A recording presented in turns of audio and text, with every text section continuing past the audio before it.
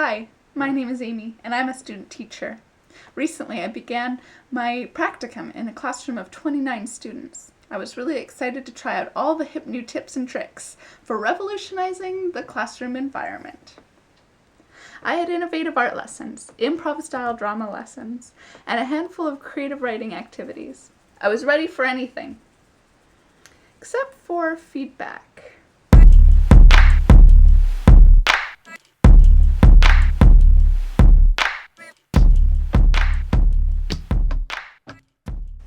Sure, during the students' work period of the lesson, I scanned the room and I went to students who seemed to need a little bit of help, and I gave them ideas and advice on how to move forward.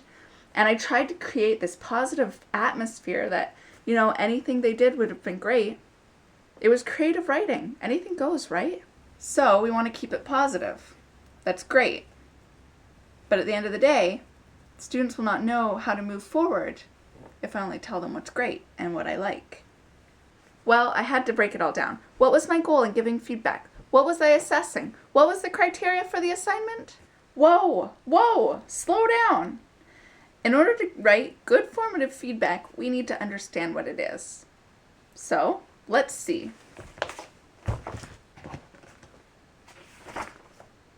All right, summative and formative feedback. Summative assessment is usually the final grade assigned to a student's work in any subject. It is usually defined by evaluation of exams, final projects, presentations, or essays. Summative assessments are most often high stakes, and students may learn to feel anxious about them.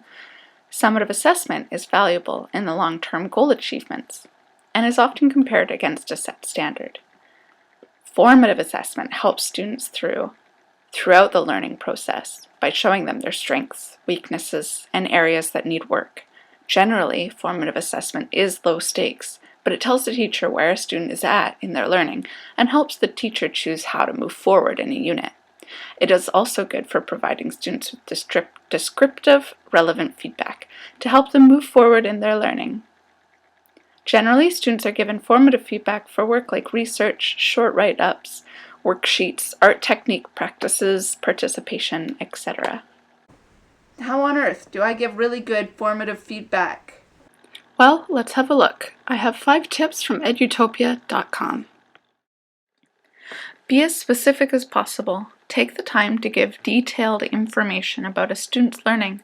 Make sure the student knows that they are closing the gap between their current status and a future performance standard status. Try to focus on 1 or 2 important things for a student to work on next time, or to add to their current work.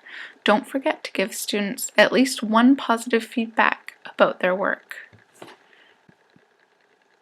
The sooner, the better. Studies show that students display an increase in performance and comprehension of learning when feedback is immediate. The sooner students learn about their work, the quicker they adapt self-assessment skills and initiate reflection over time. Address the learner's advancement towards a goal. If we as teachers can focus on performance, not final grades and end results, we can help students understand what good performance is and how to work at it. Present feedback carefully. It is important to address the students in a non-threatening manner, which seems obvious but sometimes requires a teacher or evaluator to give critique in a delicate way. Students might feel too closely examined, controlled, or that the competition is too much of a stress to comfortably engage in learning. If a safe evaluation environment is achieved, we can also help increase a student's self-esteem through positive reinforcement.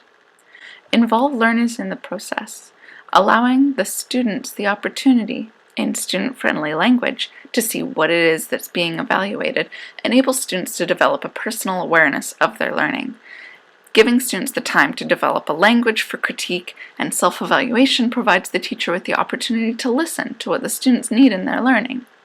Involving learners in the process provides information to the teacher about their teaching methods. Involving learners in the process inspires conversations between teachers and pupils that become beneficial for both parties.